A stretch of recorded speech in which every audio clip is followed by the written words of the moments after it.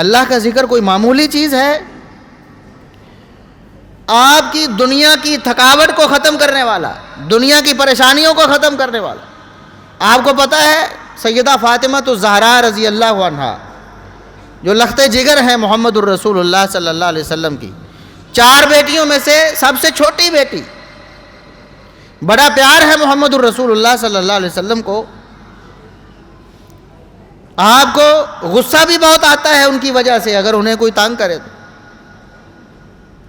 آپ نے فرمایا کہ یہ میرے جگر کا ٹکڑا ہے فاطمہ، جو اسے ناراض کرے گا وہ حقیقت میں مجھے ناراض کرے گا، جو اسے دکھ دے گا وہ حقیقت میں مجھے دکھ دے گا۔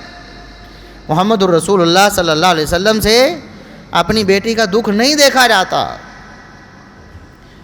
لیکن وہی بیٹی اپنے خامن سمیت سیدنا علی المرتضیٰ رضی اللہ عنہ سمیت حاضر ہوتی ہے مطالبہ لے کر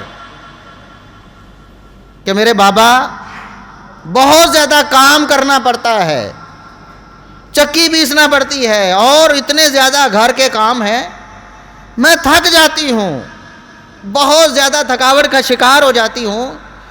آپ کے پاس مال غنیمت میں بہت زیادہ غلام آتے ہیں، لونڈیاں آتی ہیں، تو کوئی لونڈی ہمیں بھی عنایت کر دے تاکہ ہمارے کام میں کچھ ہیلپ ہو جائے، ہمیں کچھ سکھ کا سانس آ جائے۔ بہت زیادہ محنت کرنی پڑتی ہے، سارا دن کام کر کر کے تھک جانا ہوتا ہے۔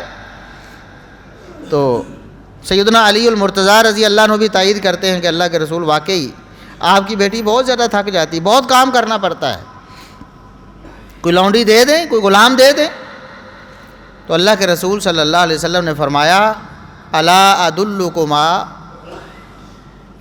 میرے علی المرتضیٰ چچا زاد بھی ہیں، نبی کریم صلی اللہ علیہ وسلم کے بھائی ہیں، چچا زاد بھائی، داماد بھی ہیں اور ساتھ اپنی بیٹی ہیں۔ فرمایا کہ کیا میں تمہیں ایسی چیز نہ بتا دوں جو تمہارے لیے غلام یا لونڈی سے بہتر ہو؟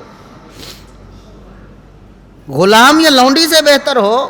تم غلام یا لونڈی اس لیے چاہتے ہو نا کہ تم تھکاوٹ کا شکار نہ ہو جاؤ، تمہارا کام آسان ہو جائے، تمہاری مصیبت کم ہو جائے، تو کیا غلام اور لونڈی سے بہتر چیز نہ تمہیں دے دوں؟ عرض کی اللہ کے رسول کیوں نہیں، اگر اس سے بہتر کوئی چیز ہے تو بہت اچھا ہے۔ فرمایا میں تمہیں ایک ذکر بتاتا ہوں، چند منٹ بھی نہیں لگتے ہیں، چند منٹ بھی نہیں لگتے ہیں، ایسا ذکر بتاتا ہوں اگر تم کر لو اللہ رب العزت تمہیں اس سے زیادہ سکھ اور چین دے دے گا جتنا تمہیں غلام یا لونڈی سے ملنا ہے۔ تمہاری جسمانی تھکاوٹ بھی ختم ہو جائے گی، تمہارے کام بھی آسان ہو جائیں گے اور اللہ بھی راضی ہو جائے گا۔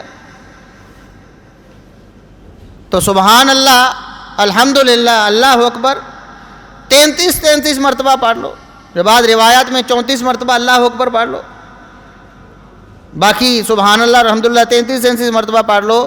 اللہ رب العزت کے ہاں تمہارا یہ عمل تمہارے لیے غلام اور لونڈی حاصل کرنے سے زیادہ بہتر۔